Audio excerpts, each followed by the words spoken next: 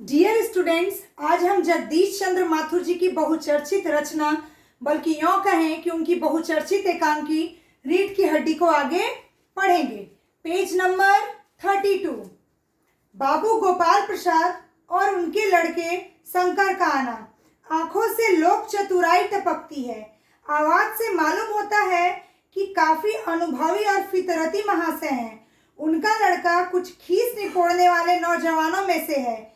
आवाज पतली है और खिसियाहट बड़ी, झुकी कमर इनकी खासियत है। इसके पहले हम पढ़ चुके हैं कि रामस्वरूप को अपनी बेटी उमा का विवाह करना है, अर्थात रामस्वरूप लड़की वाले हुए और गोपाल प्रसाद लड़के वाले। जब रामस्वरूप के घर गोपाल प्रसाद और शंकर उमा को देखने के लिए आते हैं तो गोपाल प्रसाद और शंकर के वेशभूषा और उनके चेहरे के हाव भाव को देखकर रामस्वरूप उनके चरित्र की विशेषताओं को उजागर करते हुए कहते हैं कि बाबू गोपाल प्रसाद की आंखों को देख के ऐसा लगता है कि उनकी आंखें जो है पूरी चतुराई और चालाकी से भरी हुई है। इतना ही नहीं, वो बहुत अनुभवी का मतलब एक्सपीरियंस्ड आदमी मालूम पड़ते हैं। साथ ही साथ फितरती महाशय हैं। फितरती का मतलब क्या है? देखिए, यहाँ मैंने लिखा है काम निकालने वाले, यानी कि मेरा काम निकल गया, उसके बाद मुझे किसी से कोई मतलब नहीं है। काम निकालने वाले चालाक व्यक्ति हैं।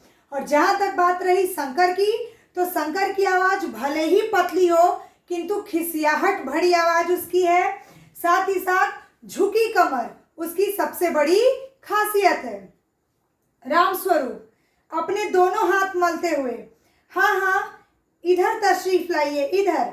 रामस्वरूप गोपाल प्रसाद और शंकर का स्वागत करते हुए कहते हैं कि आइए, आप इधर तशरीफ लाइए। बाबू गोपाल प्रसाद बैठते हैं मगर बेंत गिर पड़ता है।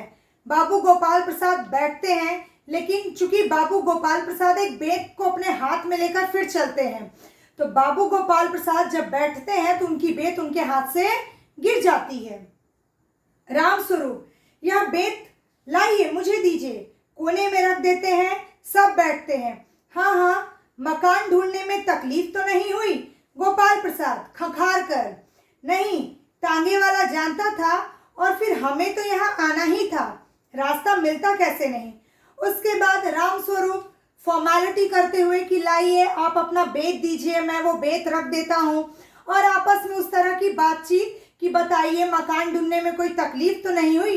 तो गोपाल प्रसाद खंखारते हुए, खंखारना मतलब इस तरह से करते हुए कहते हैं कि नहीं, तांगा वाला इस बात को जानता था, और वैसे भी चूंकि हम लोगों को यहाँ आना था तो हमें रास्ता कैसे नहीं मिलता। रामस्वरूप, हाँ, यह तो आपकी बड़ी मेहरबानी है, मैंने आपको तकलीफ तो दी। गोपाल प्रसाद, अरे नहीं साहब, जैसा मेरा काम वैसा आपका काम, आखिर लड़के की शादी तो करनी ही है, बल्कि यूँ कहिए कि मैंने आपके लिए खासी परेशानी कर दी। रामस्वरूप गोपाल प्रसाद को ये कहते हैं कि आपकी मेहरबानी है कि आप हमारे घर आए हैं, और मुझे ऐसा लगता है कि मैंने आपको तकलीफ दे दी है। इस पर गोपाल प्रसाद उत्तर देते हुए कहते हैं कि अरे नहीं, आपको भी अपनी बेटी का विवाह करना है और मुझे भी अपने बेटे का विवाह करना है। तो चूंकि मुझे भी जब शंकर का विवाह करना है तो मैं तो यहाँ आता ही, बल्कि यूँ कहिए कि आपने मुझे नहीं बल्कि मैंने आपको परेशानी दे दी है। इस पर रामस्वरूप कहते हैं, हाँ, यह लीजिए, आप तो मुझे कांटों में घसीटने लगे, हम तो आपके सेवक ही हैं। हाँ, थोड़ी देर बाद लड़के की ओर मुखातिब होकर, और कहिए शंकर बाबू, कितने दिनों की छुट्टियां हैं? रामस्वरूप गोपाल प्रसाद रामस्वरूप को जब कहते हैं कि बल्कि यूँ कहिए कि हमने आपको परेशानी दे दी, हमने आपको तकलीफ दे दी, तो रामस्वरूप यहाँ पर कह रहे हैं कि नहीं, आप इस तरह से बात बोल रहे हैं, ऐसा लग रहा है कि आप हमें कांटे में घसीट रहे हैं। कांटे में घसीटने का मतलब क्या होता है? शर्मिंदा करना।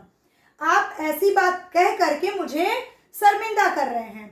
उसके बाद वो शंकर से पूछते हैं, मुखातिब, देखिए यहाँ पे मुखातिब मैंने लिखा है, मुखातिब मतलब होता है मुख करके। शंकर की ओर मुख करके वो कहते हैं कि बताओ शंकर, क्या छुट्टियों में आए हो? इस पर शंकर क्या जवाब देता है? जी, कॉलेज की तो छुट्टियां नहीं है, वीकेंड में में चला आया था। कहता है कि नहीं, कॉलेज में छुट्टी वट्टी नहीं है, मैं वीकेंड में आ गया था। रामस्वरूप उसके बाद फिर शंकर से प्रश्न करते हैं, आपके कोर्स खत्म होने में तो अब साल भर रहा होगा। शंकर, जी यही कोई साल 2 साल। रामस्वरूप, साल 2 साल। शंकर, हाँ हाँ जी, 1 आध साल का मार्जिन रखता हूँ। अब रामस्वरूप पूछते हैं कि आप जो पढ़ाई कर रहे हैं उस पढ़ाई को खत्म होने में साल भर बचा होगा। इस पर शंकर कहता है कि साल भर नहीं, साल 2 साल होगा। इस पर रामस्वरूप कहते हैं 2 साल। तो शंकर कहता है कि मैं 1 साल मार्जिन मतलब एक्स्ट्रा लेकर के चलता हूं। अब शंकर ने ऐसा क्यों कहा कि वो 1 साल एक्स्ट्रा लेकर के 1 साल मार्जिन रख करके चलता है, ये उत्तर भली भांति बाबू गोपाल प्रसाद अब रामस्वरूप को बताएंगे। बाबू गोपाल प्रसाद यहाँ पे कह रहे हैं, बात यह है साहब कि यह शंकर 1 साल बीमार हो गया था। क्या बताएं, इन लोगों को इसी उम्र में सारी बीमारियां सताती हैं। एक हमारा जमाना था कि स्कूल से आकर दर्जनों कचौड़ियां उड़ा जाते थे, मगर फिर जो खाना खाने बैठते तो वैसी की वैसी ही भूख। गोपाल प्रसाद शंकर के दिए हुए उत्तर का क्या कारण बताते हैं कि सबसे बड़ी बात है कि ये 1 साल बीमार पड़ गया था। अब आप ही बताइए कि आजकल के लड़के इस उम्र में कितना बीमार पड़ रहे हैं। एक हमारा जमाना था कि हम बाहर दर्जनों कचौड़ियां खा लेते थे, और जब हम घर में आए तो भी हमें जितना खाना रहता था उतना खाना हम जरूर खाते थे। रामस्वरूप उनका समर्थन करते हुए, उनकी बात में समर्थन भरते हुए कहते हैं कि जी हाँ, कचौड़ियां भी तो उस जमाने में पैसे की 2 आती थी, 1 पैसे में 2 कचौड़ियां मिल जाती थी। गोपाल प्रसाद कह रहे हैं, जनाब यह हाल था कि 4 पैसे में ढेर सी बलाई आती थी। बलाई का मतलब होता है मलाई, बलाई का मतलब होता है मलाई। और अकेले 2 आने की हजम करने की ताकत थी, अकेले। और तब तो बहुतेरे खेल वगैरह भी होते हैं स्कूल में। तब ना कोई वॉलीबॉल जानता था, ना टेनिस, ना बैडमिंटन, बस कभी हॉकी या क्रिकेट कुछ लोग खेला करते थे। मगर मजाल की कोई कह जाए कि यह लड़का कमजोर है। गोपाल प्रसाद भी कह रहे हैं कि अच्छा आप याद कीजिए कि हमारे जमाने में 4 पैसे में बहुत सारा बलाई आ जाता था, यानी मलाई आ जाता था, और 2 पैसे का मलाई तो अकेले हजम करने का शक्ति होता था। आजकल देखा जाए तो स्कूलों में बहुत सारे खेल होते हैं, जैसे बैडमिंटन हुआ, टेनिस हुआ, वॉलीबॉल हुआ। लेकिन हम अपने समय में जाएं तो हम लोग क्या खेल खेलते थे? बहुत हुआ तो हॉकी खेल लिया या क्रिकेट खेल लिया। लेकिन किसी का ऐसा मजाल था कि जो कह दे कि ये लड़का कमजोर है या फिर ये लड़का बीमार रहता है? कोई ऐसा नहीं कह सकता था। शंकर और रामस्वरूप खीसे निपोड़ते हैं। गोपाल प्रसाद के इस तरह के जवाबों को सुन करके शंकर तो खीस निपोड़ता ही है, गुस्सा करता है। उधर रामस्वरूप भी थोड़ा गुस्सा होते हैं, अपना खीस अंदर ही अंदर निपोड़ते रहते हैं। रामस्वरूप, जी हाँ, उस जमाने की बात ही दूसरी थी। हाँ, ये बात कह करके रामस्वरूप गोपाल प्रसाद की बात का समर्थन करते हैं, उसकी हाँ में हाँ मिलाते हैं, यानी उस जमाने को ज्यादा बेहतर बताते हैं। गोपाल प्रसाद जोशीली आवाज में, और पढ़ाई का यह हाल था कि एक बार कुर्सी पर बैठे कि 12 घंटे की सीटिंग हो गई। 12 घंटे जनाब, मैं सच कहता हूं, उस जमाने का मैट्रिक भी वो अंग्रेजी लिखता था फर्राटी की कि आजकल के एमए भी मुकाबला नहीं कर सकते। गोपाल प्रसाद जब पढ़ाई की बात करने को आते हैं तो एकदम उनकी आवाज जोशीली हो जाती है। और जोशीली आवाज में क्या कहते हैं कि उस समय क्या था, पढ़ाई इतनी अच्छी थी कि अगर सब पढ़ने बैठते थे तो एक बार बैठने का मतलब कि 12 घंटे की सीटिंग फिक्स हो गई। 12 घंटे लगातार पढ़ना है। और उस समय जो व्यक्ति मैट्रिक पास रहता था वो भी इंग्लिश उस फर्राटे की बोलता और लिखता था, जो कि आज के समय का बीए और एमए पढ़ा व्यक्ति भी न बोल सके और ना ही लिख सके। रामस्वरूप पुनः उनकी बात में समर्थन भरते हुए कहते हैं, जी हाँ, यह तो है ही। गोपाल प्रसाद, माफ कीजिएगा बाबू रामस्वरूप, उस जमाने की जब याद आती है अपने को जब्त करना मुश्किल हो जाते हैं। गोपाल प्रसाद पुनः उस जमाने को याद करके रामस्वरूप से कहते हैं कि मुझे माफ कीजिएगा, लेकिन मैं सच में जब भी अपने जमाने की बात करता हूँ और उस जमाने की जब भी याद आती है तो मैं अपने आप को कैद नहीं कर पाता। यहाँ पर जब्त करने का, कैद करने का मतलब क्या है? मैं अपने आप को रोक नहीं पाता, ना चाहते हुए भी बहुत कुछ उस जमाने के बारे में बोलता ही चला जाता हूं, जो कि मुझे बहुत अच्छा लगता है। एक तरह से यहाँ हम देखें तो गोपाल प्रसाद अपने जमाने की तुलना आज के वर्तमान समय से करते हैं। तो इसमें आप बताइए कि ये कितना तर्कसंगत और कितना उचित है। बोलिए आप सब। मुझे जहां तक लगता है ये उतना तर्कसंगत नहीं है, क्योंकि समय के अनुसार स्थितियां और परिस्थितियां बदलती रहती हैं। हाँ, इतना जरूर कहूंगी कि पुराने समय में जो अच्छी चीजें हैं उनको हम ग्रहण करें। जैसे कि पुराने समय में बहुत सी अच्छी चीजें थी जिन्हें हमें ग्रहण करना चाहिए, और पुराने समय में बहुत सी खराब चीजें भी थी। जैसे अगर पुराने जमाने में जाए तो लड़कियों को शिक्षा का अधिकार नहीं था, सती प्रथा थी, बाल विवाह था। तो उस जमाने से उन सब चीजों को तो हम नहीं उठा सकते ना, हम तो उन्हीं चीजों को उठाएंगे जो ज्यादा अच्छा है। इसलिए बात बात पर इस तरह से तुलना करना ये तर्कसंगत नहीं है, क्योंकि समय के अनुसार स्थितियां और परिस्थितियां बदलती रहती है। आवश्यक है कि अच्छी चीजों को वहां से ले लिया जाए। राम स्वरूप, हाँ हाँ हाँ जी हाँ, वह तो रंगीन जमाना था, रंगीन जमाना। हाँ हाँ हाँ, पुनः राम स्वरूप उनकी बात में समर्थन भरते हुए उस जमाने को रंगीन जमाना कहते हैं। ये बात सुनकर के शंकर भी ही करता है, मतलब हंसता है, मुस्कुराता है। गोपाल प्रसाद एक साथ अपनी आवाज और तरीका बदलते हुए, अच्छा तो साहब बिजनेस की बात हो जाए। यहां बताया गया है कि गोपाल प्रसाद इससे पहले जिस टोन में बात कर रहे थे उनका टोन अचानक से बदल जाता है। वो टोन क्या हो जाता है? पहले उनका टोन क्या रहा होगा कि उस जमाने में ऐसा था, उस जमाने में हम लोग ये करते थे, लेकिन अचानक से उनका टोन क्या होता होगा? अच्छा तो साहब चलिए बिजनेस की बात कर ली जाए। बिजनेस, अब बताइए, लड़का वाला लड़की वाले के घर आया है तो यहाँ बिजनेस क्या होगा? कौन सा बिजनेस करेंगे ये लोग आपस में? वो बिजनेस हो क्या सकता है? वो बिजनेस है दहेज। दहेज की बात कर ली जाए कि आप हमें कितना देंगे और हम अपने बेटे को कितना में बेचेंगे। इसका तात्पर्य तो यही हुआ। रामस्वरूप चौंक कर, बिजनेस बिच, फिर समझते हैं, ओह अच्छा अच्छा, लेकिन जरा नाश्ता तो कर लीजिए। उठते हैं। रामस्वरूप को पहले समझ में नहीं आता, चौंक जाते हैं कि बिजनेस। फिर जब वो समझते हैं तो कहते हैं अच्छा अच्छा अच्छा, ठीक है, पहले नाश्ता आप लोग कर लीजिए। गोपाल प्रसाद, यह सब आप क्या तकल्लुफ करते हैं? रामस्वरूप, हाँ हाँ हाँ, तकल्लुफ किस बात का? हाँ हाँ, यह तो मेरी बड़ी तकदीर है कि आप मेरे यहाँ तशरीफ लाएं, वरना मैं किस काबिल हूँ। हाँ हाँ, माफ कीजिएगा जरा, अभी हाजिर हुआ। गोपाल प्रसाद जब नाश्ते की बात करते, रामस्वरूप जब नाश्ते की बात करते हैं तो गोपाल प्रसाद कहते हैं कि आप तकलीफ क्यों कर रहे हैं, लेकिन रामस्वरूप कह रहे हैं कि नहीं नहीं, ये तकलीफ किस बात की, ये तो मेरा तकदीर है। देखिए तकदीर का मतलब होता है भाग्य। ये हमारा भाग्य है कि आप हमारे घर पधारे हैं, नहीं तो मैं किस काबिल हूँ। काबिल उर्दू शब्द है जिसका हिंदी शब्दार्थ होगा योग्य। मैं किस योग्य हूँ?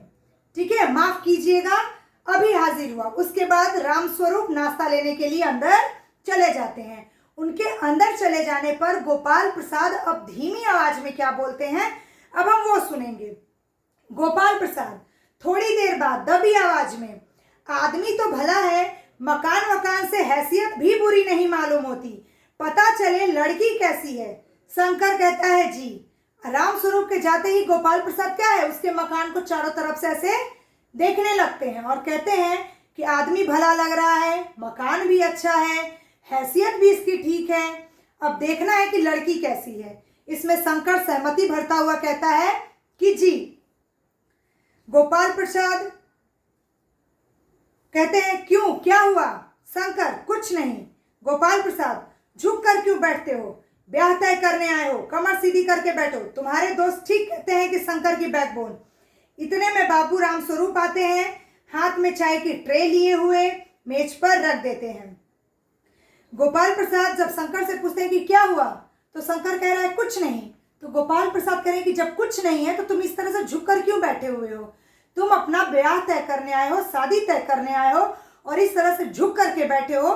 तुम्हारे दोस्त ठीक ही कहते हैं कि बैकबोन। बस बैकबोन ही अभी बोलते हैं कि तब तक रामस्वरूप हाथ में चाय का ट्रे लिए आते हैं। इतना रामस्वरूप को देखते ही गोपाल प्रसाद बैकबोन बोल करके रुक जाते हैं। रामस्वरूप अंदर आते हैं और मेज पर चाय की ट्रे रख देते हैं। गोपाल प्रसाद कहते हैं रामस्वरूप को, आखिर आप माने नहीं। कहने का मतलब आपको मना किया था कि तकलीफ करने की कोई आवश्यकता नहीं, पर आप नहीं माने, आप ले ही आए। रामस्वरूप चाय प्याले में डालते हुए, हाँ हाँ हाँ, आपको बिलायती चाय पसंद है या हिंदुस्तानी? गोपाल प्रसाद, नहीं नहीं साहब, मुझे आधा दूध और आधी चाय दीजिए और जरा चीनी ज़्यादा डालिएगा। मुझे तो भैया नया फैशन पसंद नहीं। एक तो वैसे ही चाय में पानी काफ़ी होता है और फिर चीनी भी नाम के लिए डाली जाए तो जायका क्या रहेगा? रामस्वरूप, हाँ हाँ, कहते तो आप सही हैं। रामस्वरूप चाय का प्याला गोपाल प्रसाद को पकड़ाते हैं और पूछते हैं कि आपको चाय कैसी पसंद है, हिंदुस्तानी की विलायती?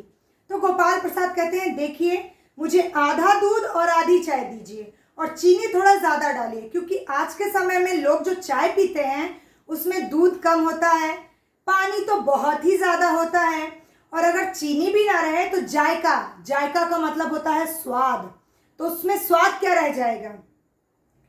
तो रामस्वरूप फिर समर्थन करते हुए कहते हैं कि हाँ हाँ, आप बिल्कुल सही कह रहे हैं। और उसके बाद गोपाल प्रसाद को चाय का प्याला पकड़ाते हैं। शंकर खखार कर, सुना है सरकार अब ज़्यादा चीनी लेने वालों पर टैक्स लगाएगी। रामस्वरूप और गोपाल प्रसाद के बीच चीनी को लेकर के जो बातचीत होती है उस पर थोड़ा मजाक करने के लिए, थोड़ा उनकी खिंचाई करने के लिए, माहौल को थोड़ा रंगीन बनाने के लिए शंकर क्या है, थोड़ा फिरकी उड़ाते हुए कहता है कि सुना है कि सरकार अब ज़्यादा चीनी लेने वालों पर टैक्स लगाएगी।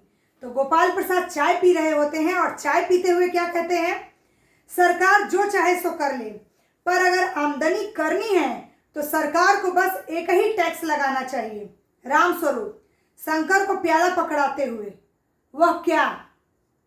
गोपाल प्रसाद, खूबसूरती पर टैक्स। रामस्वरूप और शंकर हंस पड़ते हैं। मजाक नहीं साहब, यह ऐसा टैक्स है कि जनाब की देने वाले चू भी ना करेंगे।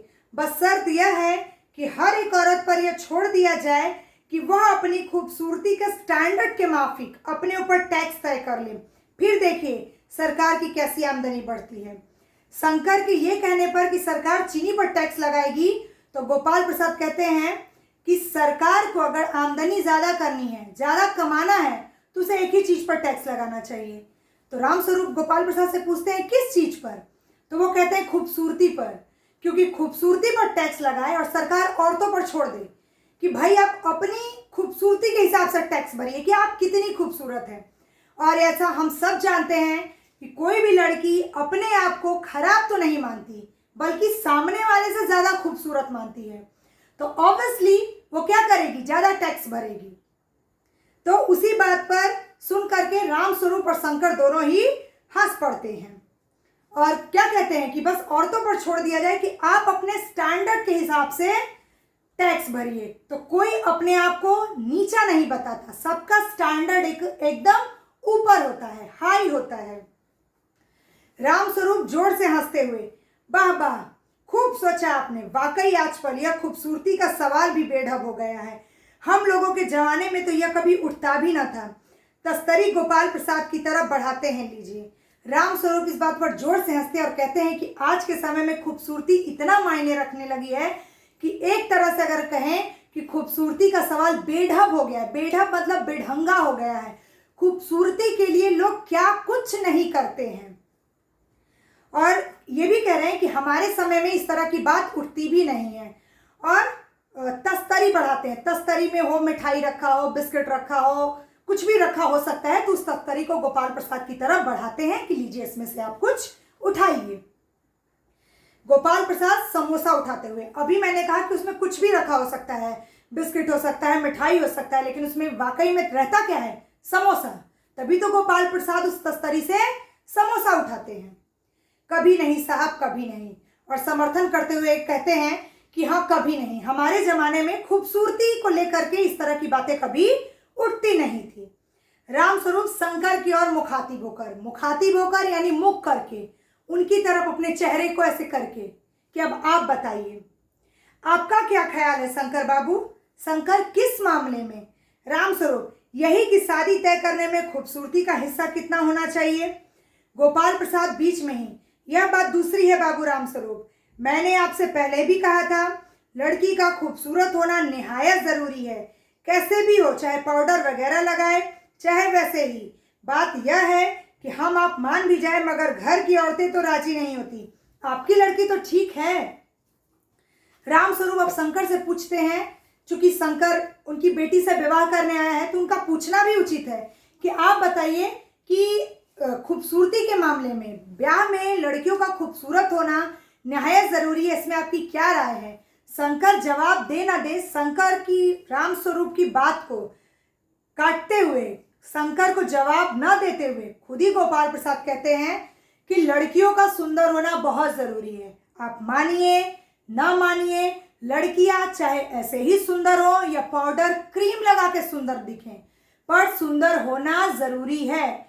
हम और आप मान जाएं पर घर की औरतें नहीं मानेंगी। यानी क्या है, औरतें जब लड़की देखने जाती हैं तो वो लड़कियों में बहुत ज़्यादा छानबीन करती हैं कि लड़की का कद छोटा है, लड़की देखने में उसका रंग कम है, लड़की की आंख बेकी हुई है, उसका नाक टेढ़ा है, उसके हाथ कैसे हैं, उसका चलना सही नहीं है। इसीलिए ये बात कही गई है कि हम और आप खूबसूरती को नज़रअंदाज कर भी दें तो घर की औरतें कभी नहीं मानेंगी।